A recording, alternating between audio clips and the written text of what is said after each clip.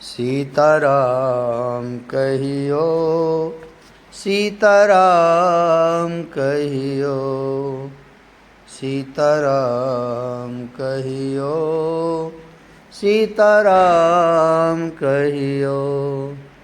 सीताराम सीताराम सीताराम कहियो, सीताराम कहियो, सीताराम कहियो, सीताराम कहियो, सीताराम कहियो। सीताराम कहियो, सीताराम कहियो, सीताराम कहियो, सीताराम कहियो, सीताराम सीताराम सीताराम कहियो, सीताराम कहियो, सीताराम कहियो, सीताराम कहियो, सीताराम कहियो। श्री सीताराम जी भगवान की जय। वैदेही की आत्मकथा। मैं वैदेही, आप मेरे पितृतुल्य हैं हे तात जटायु। मेरे श्री राम ने हाथ जोड़कर प्रणाम करते हुए कहा था।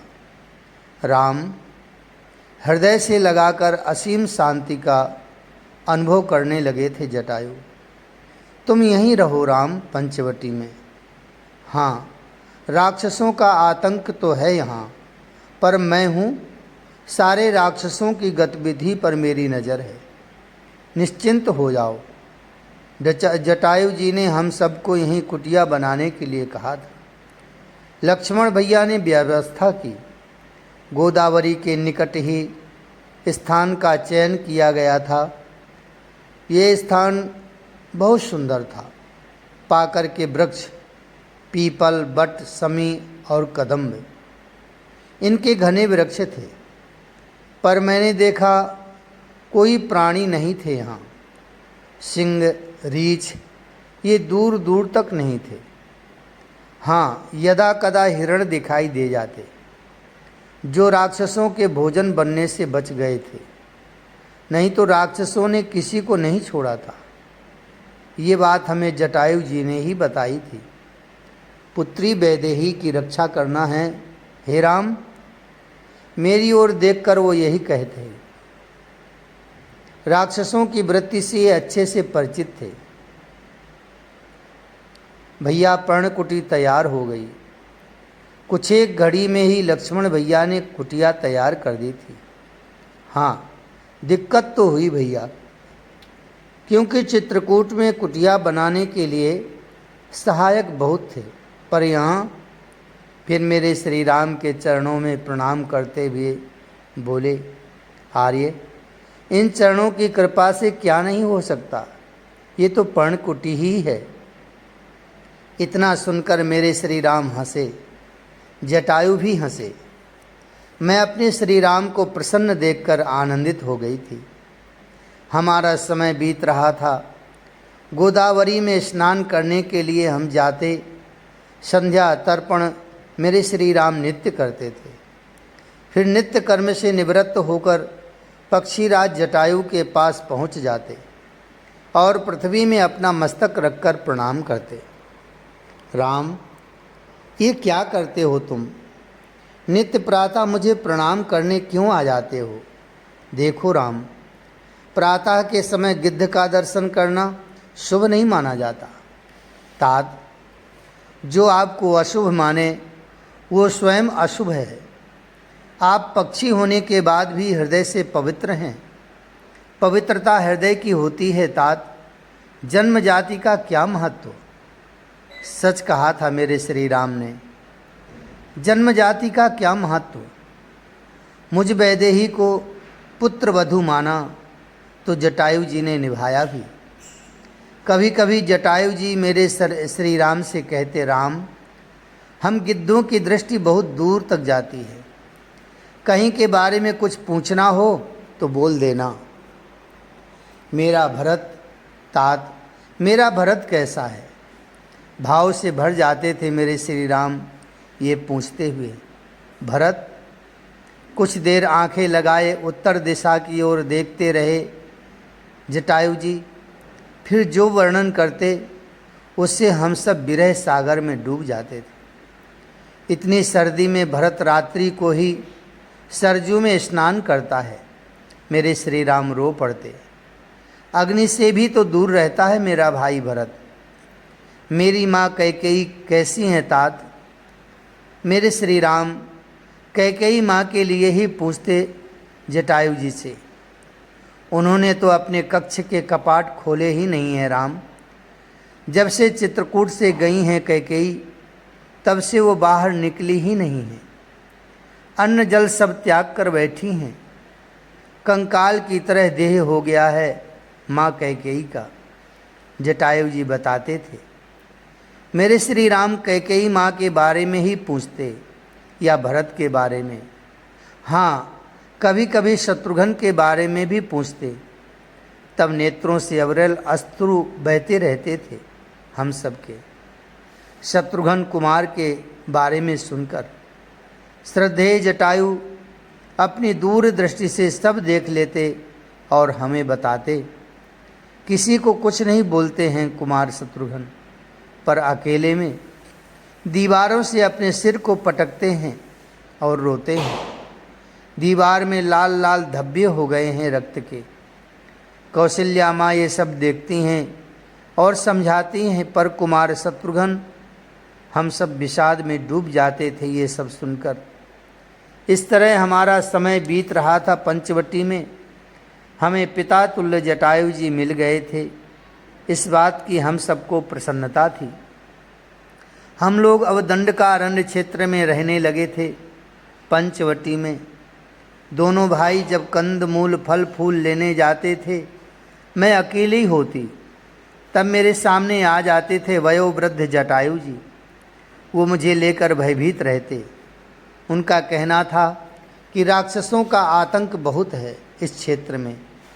मैं उनके पास चली जाती। कुटिया का कार्य पूर्ण करके वो मुझे अपनी पुत्री मानते थे, मुझे अपना स्नेह देते रहते थे। पुत्री सीता, ये स्थान रावण का है। जटायु जी ने एक दिन कहा। राक्षस राज रावण जो समस्त राक्षसों का मुखिया है, ये दंडकारण्य का स्थान रावण का ही है। वैसे रावण के ससुर हैं मैं नामक राक्षस। एक दिन पुत्री सीता, इसी वन में आया था रावण। पृथ्वी का सबसे सुंदर स्थान है ये। नाना प्रकार के फल फूल यहाँ पर्याप्त मात्रा में थे। फूलों को तोड़ रही थी मंदोदरी, अतीव सुंदरी मंदोदरी। कैसे ना हो सुंदरी ये मंदोदरी। मैं नामक राक्षस, जिन्हें एक बार किसी स्वर्ग की अप्सरा से प्रेम हो गया था, पर अप्सरा अप्सरा थी, वो क्यों रहने लगी पृथ्वी में। पर मैं भी कम नहीं थे। ऐसी तपस्या की कि उस अप्सरा को फिर आना पड़ा। हे मैं कोई मानवी नहीं हूँ, मैं अप्सरा हूँ। और अप्सरा किसी मानवी की पत्नी कैसे बने। मैं कुछ भी करने को तैयार हूँ, पर हे देवी मेरे साथ चलो। लाख कोशिश की, पर अप्सरा क्यों बसने लगी पृथ्वी में। तप करना आरंभ किया मैंने, 6000 वर्ष तक तप किया। विधाता प्रसन्न हुए। हे वो अप्सरा है, वो कैसे तुम्हारे साथ रह सकती है। आप जानो विधाता, मुझे तो वही अप्सरा चाहिए। मैं राक्षस ने कहा, ठीक है, तुम 100 वर्ष तक के लिए अप्सरा के साथ रह सकते हो। 100 वर्ष पूरे हुए। वह सौंदर्य की देवी अपनी जैसी एक और देवी दे गई पुत्री के रूप में। अप्सरा से उत्पन्न हुई थी, इसलिए सुंदरी थी, बहुत सुंदर थी। जटायु जी मुझे इस दंडकारण्य का इतिहास सुनाने बैठे थे। मंदोदरी यही नाम रखकर चली गई थी वो अप्सरा। कृश उदर, इसी के कारण तो नाम मंदोदरी पड़ा था। आज यहीं फूलों की बगिया में अपनी सखियों के साथ घूम रही थी। हाथ पकड़ लिया था रावण ने मंदोदरी का। काला वर्ण राक्षस का, रावण का गठीला शरीर और वज्र की तरह कठोर देह, लाल आँखें, ऐंठन वाले मूछ जिनमें ताव देते रहना रावण ने अपना स्वभाव बना लिया था। मंदोदरी को रावण अच्छा लगा। हाँ, लजाई आँखों से रावण को देखा था। रावण समझ गया मंदोदरी को पाने के लिए रक्त बहाना नहीं पड़ेगा, पर मैं नामक दानव आ टकराया। पर राक्षस राज के नाम से तो रावण ने ख्याति पाई थी। मैं समझ गया कि अपनी पुत्री का कन्यादान करने में ही मेरी भलाई है। कन्यादान कर दिया और सीता पुत्री, इतना ही नहीं, दहेज में ये दंडकारण्य भी रावण को दे दिया। पर रावण दिग्विजयी बनना चाहता था और बन ही गया। आज कौन उसके टक्कर में खड़ा हो सकता है? जटायु जी, मेरे श्री राम, मैंने दृढ़ता से कहा। ये रावण मेरे स्वयंवर में भी आया था जनकपुर, तब उस पिनाक धनुष को उठाने में इसकी उंगली दब गई थी। जटायु जी, तब मैंने ही पिनाक को उठाया था। हाँ, आगे क्या हुआ जटायु जी? मैंने फिर पूछा।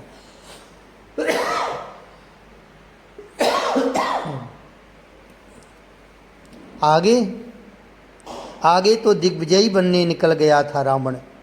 हे सीता पुत्री, रावण की एक बहन भी थी जिसका नाम है शूर्पणखा। रावण उससे बहुत प्रेम करता है, पर एक दिन रावण को शूर्पणखा ने बिना बताए विद्युत जिह्वा नामक राक्षस से विवाह कर लिया। हे सीते पुत्री, रावण उस समय दिग्विजय में था, पर जैसे ही उसने ये सुना कि मेरी बहन ने मुझसे बिना आज्ञा लिए विद्युत जिह्वा से विवाह कर लिया है, तभी रावण अपनी दिग्विजय यात्रा बीच में ही छोड़कर आ गया और अपने चंद्रहास नामक खड्ग से अपनी बहन को विधवा बना डाला।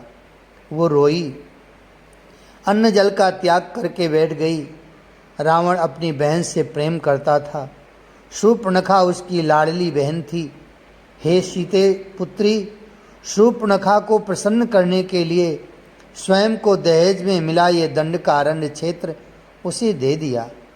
दंडकारण्य की तुम साम्राज्ञी हो मेरी बहना। ये कहते हुए अपनी बहन को प्रसन्न करने का प्रयत्न रावण ने किया था और सफल भी रहा। इतना ही नहीं, अपने मामा के पुत्र खर, दूषण, त्रिसरा, इन सबको और हजारों की राक्षसी सेना भी शूर्पणखा को दे दी और कहा तुम यहीं रहो और स्वतंत्र अपना राज्य चलाओ। रावण की बहन है शूर्पणखा और वो यहीं घूमती रहती है। बेटी, उससे सावधान रहना। जटायु जी ने मुझे ये सब बताया था। प्रिय, अकारण न मैं आया हूँ इस धराधाम में, न तुम। उस दिन साकेत बिहारी प्रकट थे और मैं उनकी आह्लादनी सीता, लक्ष्मण उस दिन अकेले गए थे कंदमूल फल लेने। तब एकांत में मुझे अपने हृदय से लगाते हुए मेरे प्राणनाथ ने कहा, प्रिय सीते, साकेत से हम लोग आए ही इसलिए थे कि कुछ लीला ऐसी रची जाए जिसे गाकर मानव अपने मानस को पवित्र रख सके। और दूसरा कारण अवतार लेने का, अपने ही लोग जो अहंकार के चरम पर विराज गए हैं उन्हें संभालना, क्योंकि वो लोग अपने ही तो पार्षद हैं ना। मेरे श्री राम ने उस दिन मुझे रामावतार में अब आगे क्या करना है ये समझाया था। जय विजय अपने ही तो हैं, अपने निज पार्षद सीते।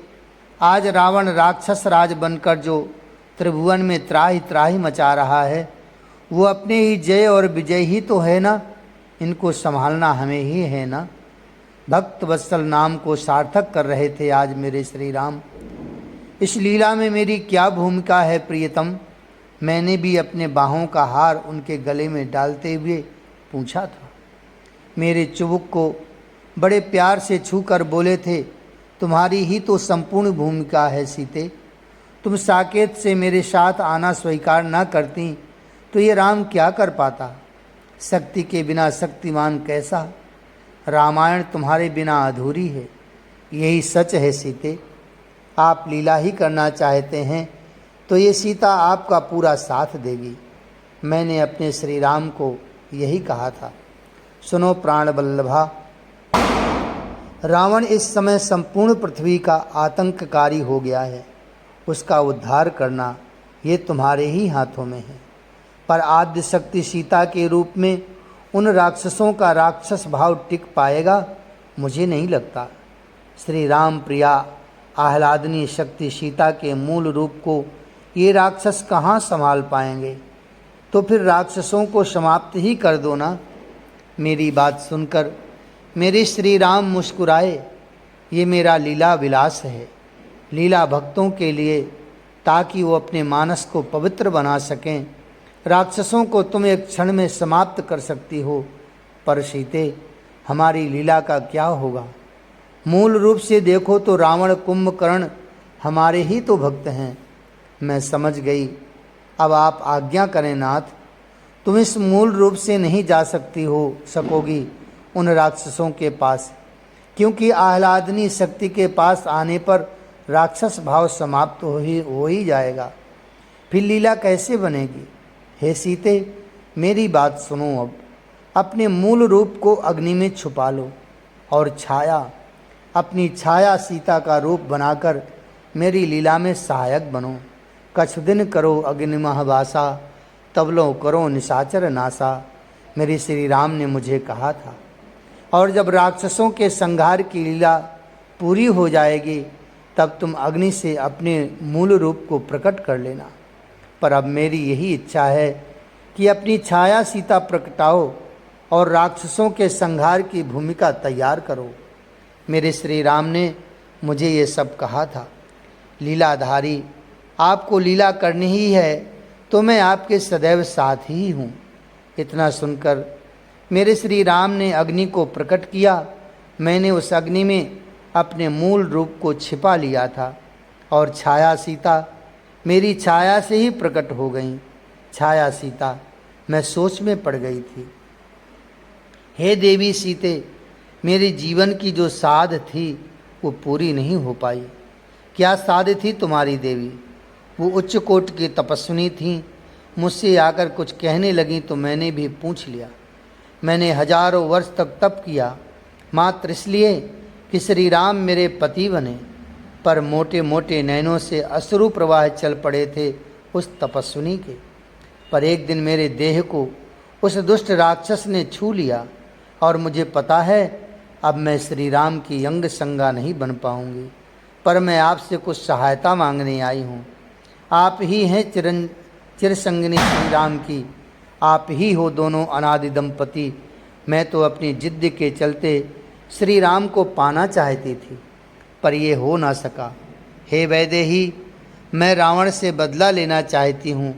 उसने मेरे देह को छूकर राम के योग्य मुझे नहीं रहने दिया, इसलिए मैं उस रावण से बदला लेना चाहती हूँ।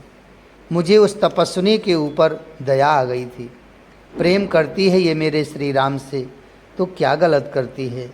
और उस दुष्ट रावण ने इसके जन्मों जन्मों की कामना को धूलि में मिला दिया। मुझे मेरे श्री राम ने मूल रूप को छुपाने के लिए कहा है। मैं छाया रूप में अब रहूँगी जब तक राक्षस राज का उद्धार ना हो जाए। हे तपस्विनी, तुम मेरी छाया में रहो और राक्षस राज रावण से अपने किए का बदला लो। और तुम्हारी ये साध भी तो पूरी हो रही है कि मेरे श्री राम की अर्धांगिनी भी तुम कुछ समय तक कहलाओगी ही।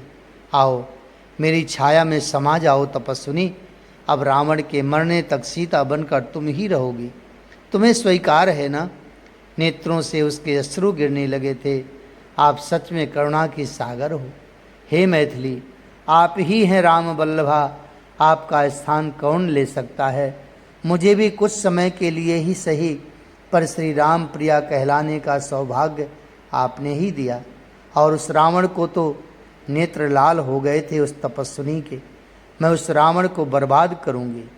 मैंने उसे अपनी छाया में समा लिया था। अब मैं निश्चिंत होकर अपनी लीला करूंगी, मेरे श्री राम ने कहा। मैंने अग्नि में अपने मूल रूप को छुपा लिया था। अब मेरे रूप में मेरी छाया थी और उस छाया में तपस्विनी को समा लिया था मैंने। अब लीला होगी, अब राक्षस राज का उद्धार होगा। लक्ष्मण आ गए थे कंदमूल फल लेकर, पर इस रहस्य को लक्ष्मण से भी छुपा लिया था मेरे श्री राम ने। श्री सीताराम जी भगवान की जय। राम रघुवर की प्राण प्रिया, भजो रे मन सिया सिया। राम रघुवर की प्राण प्रिया, भजो रे मन सिया सिया। श्री सीताराम जी भगवान की जय।